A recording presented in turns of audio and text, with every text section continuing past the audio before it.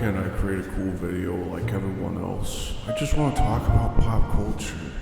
I want to talk about the latest pranksters. All I can do is talk about the stuff that I know about. I don't want to do the research for all that stuff anyways, so it wouldn't be any fun. I don't know, I guess I'll just do something about replayability.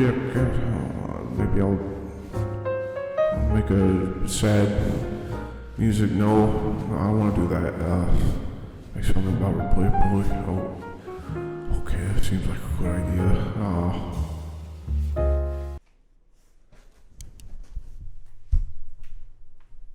Knock knock, it's Fun Games coming at you live at your door. Fun Games at your door.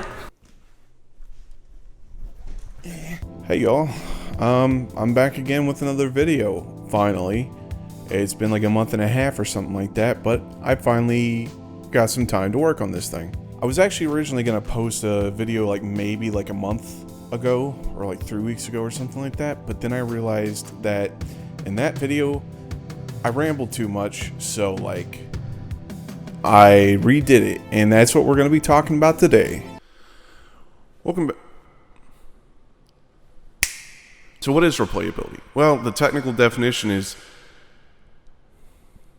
Hold on, let me Google it so I don't look like an idiot, even though I already do. The great thing about these videos is that I can just edit to be funny. I don't actually have to be funny.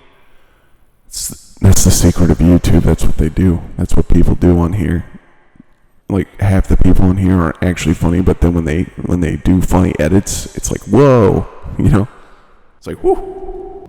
So, today's topic, replayability. It's something near and dear to my heart as someone who plays games, but also someone who creates them. I think it's a very important part of games, and I think it needs to be implemented a little bit more these days, although it's not completely gone. Replayability can mean a number of things to us on an individual level, whether that's nostalgia reasons, or you like the unlocks, the unlocks you can get from doing challenges and stuff, or just good gameplay. There's that too. Sometimes they got branching pathways, and that's also really cool. There's so much more that can go into a game that makes it replayable. For me, replayability can be a game that has something in it to challenge me, and when I beat that challenge, I'm rewarded for it. Things such as oh, you beat this incredibly tedious challenge, now you get God mode. But I also really enjoy a really solid branching path.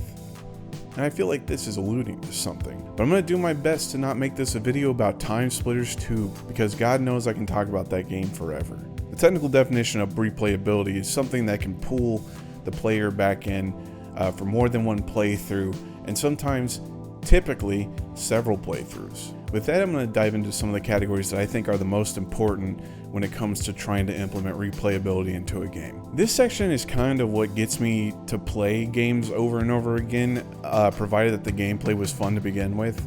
I mean, you can't just have really poor gameplay and then be like, I'm just gonna put in challenge modes, because sometimes that just makes the game even more miserable. So you have to be careful with how you implement challenges, completionist things, achievements, stuff like that. So sometimes you have to be careful about how you implement challenges and achievements and things of that nature into your game, because it can make it way more unplayable at the same time.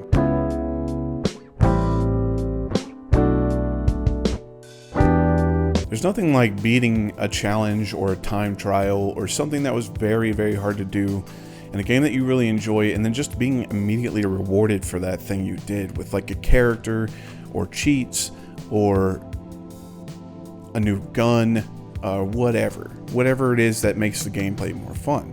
Basically different ways to play the game. I remember back in the day, my dad and I used to try and beat GoldenEye and Perfect Dark's time trials.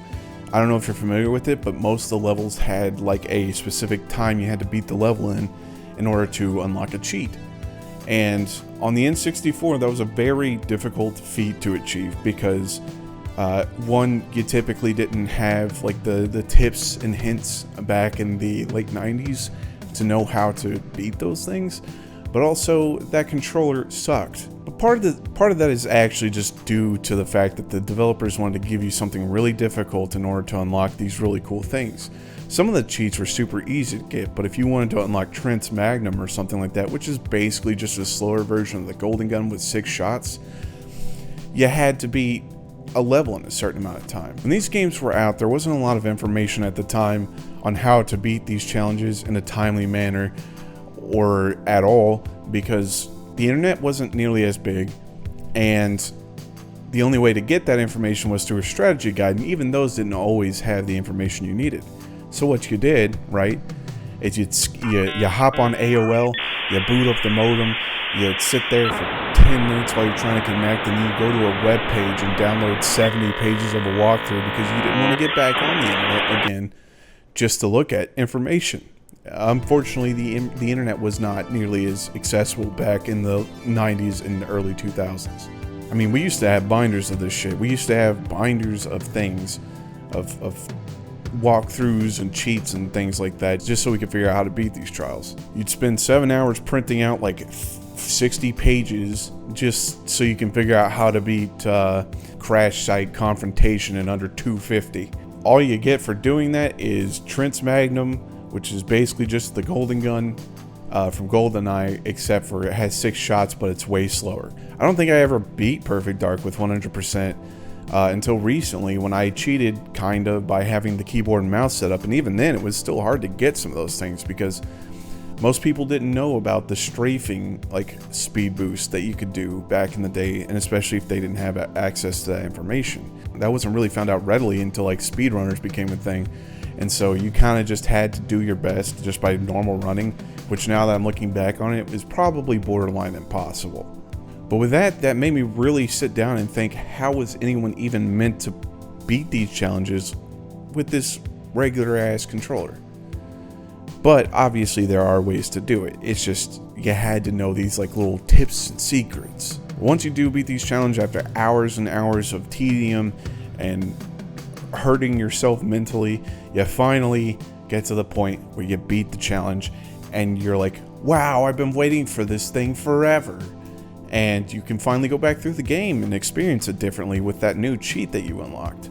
Whether it be DK mode or all weapons unlocked, infinite ammo, you know, whatever it is, you still had a new way to go back through that game and make it interesting. I used to spend hours in Time Splitters 2 trying to beat all the challenges in arcade leagues and beat the story on hard, which still to this day I never did. I'm getting there, I guess, but I still went through these games. Why are we still here?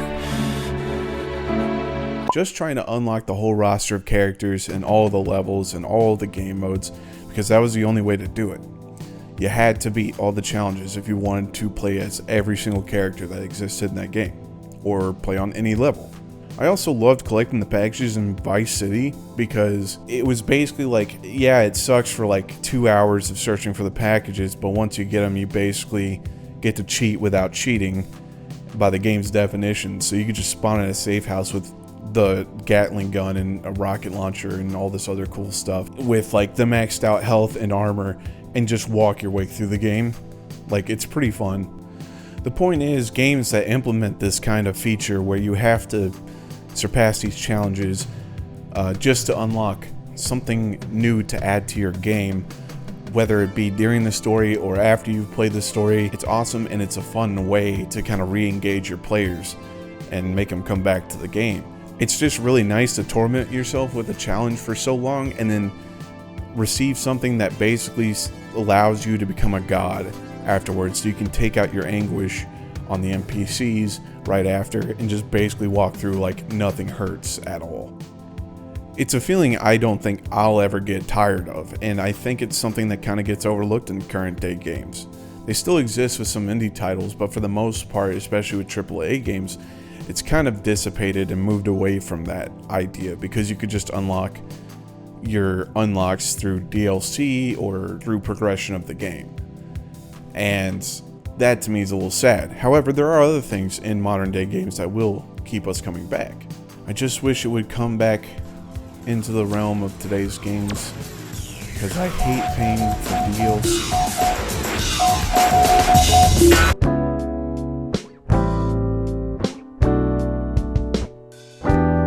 I love branching pathways. Nothing really shows to me that you put love into your game other than an interesting gameplay and branching pathways at the same time. For those of you that don't understand how much work has to go into games with branching pathways, I'll just give you a quick little rundown of like what that looks like. Maybe one day I'll even show you what it's like to be a programmer. Even though I'm not massively in love with this game, the game Until Dawn demonstrated that pretty well, at least the branching pathways part. Spoiler alerts, I'm about to talk about spoilers for Until Dawn, although I feel like you should have played it at this point. But if you don't care, just keep going. Otherwise, I'll try to put a timestamp in here so you can skip it.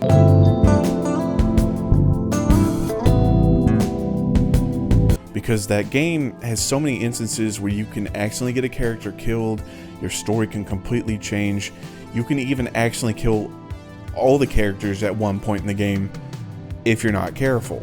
But you have to choose your options wisely is the point, and you can end up with a different ending depending on how you played that game. You can also end up with different story elements depending on how you play that game. Like when you take that farther step of actually implementing a difference in the story mode, like that's pretty impressive to me. Granted, this game basically hits you over the head with that idea because it's literally talking about like, oh, the butterfly effect. You gotta watch out for the butterfly effect. And it's like, yeah, no shit. Honestly, I just don't like interactive movies, and that's the only place I feel like this game falls short, because if this was actually like a game, it probably would have been a lot more fun for me to play. But I can still sit there and respect what those developers had to go through in order to make this game. It looks good, the graphics are great, and it has branching pathways, and the story writing is really well done. It's done like a horror movie, but like you can choose how you want to go about it. And that's the nice part about it. But again, it plays like a horror movie that you just get to choose what happens. And that's my only qualm with it, really. But even going back to a game like Star Fox, where you could go through the whole game and at the end you realize you didn't fight the real Andross, like that's also really great to me. Or even the part where you could totally just like accidentally miss a requirement and get off track from the course you're trying to take so you can fight the real Andross. That's awesome. Ultimately, this game had 2 endings, but it had 3 whole routes that you could take, and even then you could actually alter your course from that route, so you could take part of one route and then go over to the second one, or like take one route and go all the way over to this one, you know, all that stuff, which was really cool. Basically personalizing the gameplay that you went through every single time. And if I remember correctly, every single level had a specific requirement you could have met just to go to another level. It even gave you a second chance to get back on the correct route to fight the real Andross by hitting warp zones. I absolutely love the warp zones in that game, but that's totally unrelated. This game had 3 routes with 7 levels for each route. And while technically I think you couldn't get to the medium route without going through one or the other, you still technically had 3 routes with 7 levels on them. You could still branch off, and instead of going from Canaria to Medio, you could go to Sector Y, or you could go to Medio, but then you could take the warp zone over to Katina. I think it's Katina? Yeah, I think it's Katina instead of going to Fortuna. You know, stuff like that. That's super cool. I do want to mention that the easy path has like 1 really hard level on it. What was it called? Hold on. It's the one that looks like Saturn. That's all I can just say right now. I always forget the name of that level, but it's the one that looks like Saturn. That one was not easy. I'm just going to say that now. Overall, this meant that you could have a totally different experience every single time you played through this game. And that's what intrigued me the most about this game, and why I go back to it still to this day. And that's why this game is on my top list of 2020, baby. Woo! Star Fox. Just kidding. Next.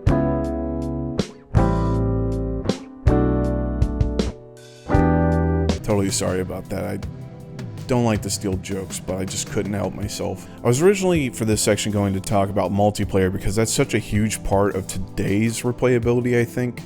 There are multiple aspects to multiplayer that can also play into that as well. I also wanted to bring it up as a reason to kind of debate those who actually think replayability has just gone out the window, because it's kind of not true. There's a reason 12-year-olds still play Fortnite to this day. But I decided to go with a different topic instead, and that topic has to do with skills and your play styles throughout games. And when I say play styles, I'm more talking about like what classes you choose, like what weapons you decide to go with, like what kind of gear you get, all that stuff. We can still find good games to this day, they just don't quite hit the same way they used to, and that's why I think people think replayability died, because I'm probably not going to be playing Warzone 20 years from now, and the reason really for that is that they always release a Call of Duty every freaking year. Like, what are you gonna do with that? I can discuss that another time though. To me, a strong hitter for replayability is a strong skill tree and a very good class system and like gear setup and weapons setup and all that stuff. Granted, most MMORPGs that you play today probably have something like this, and most of them that are up there and get mentioned on the regular usually have like a good system in place. Debatably some other gameplay issues, but people wouldn't be playing these games if they didn't have like an interesting setup to their character classes. But I'm more specifically talking about games like Dark Souls, Payday 2, and most MMORPGs, even though I just said that. What the fuck? I unfortunately didn't get super into Dark Souls, even though I think it's a great game, for the little time that I did play it, and I'm sure I'm going to get massacred if this video ever picks up. It just wasn't a game for me, even though I appreciate it for what it is. I guess, sorry?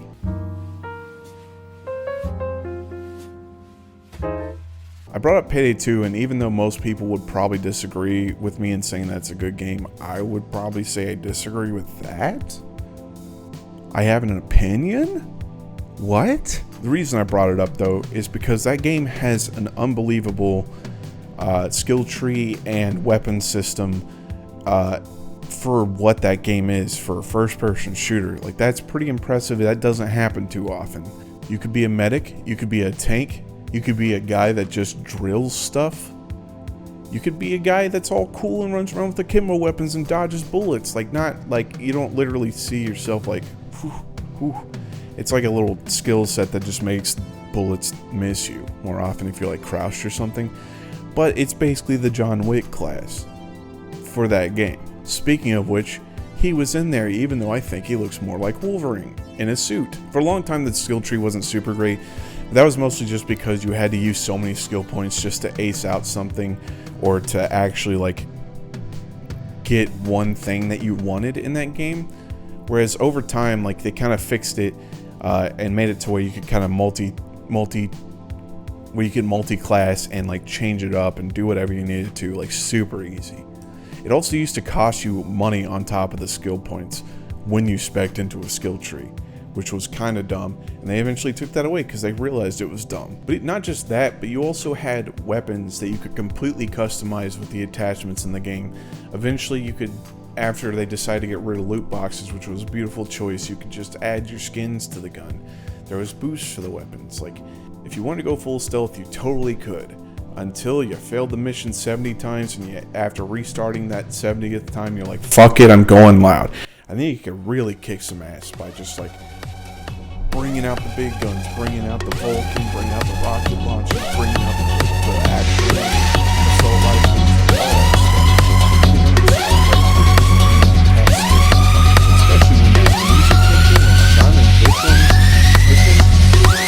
Especially when that music kicked in, that Simon Bigwin soundtrack, you're like,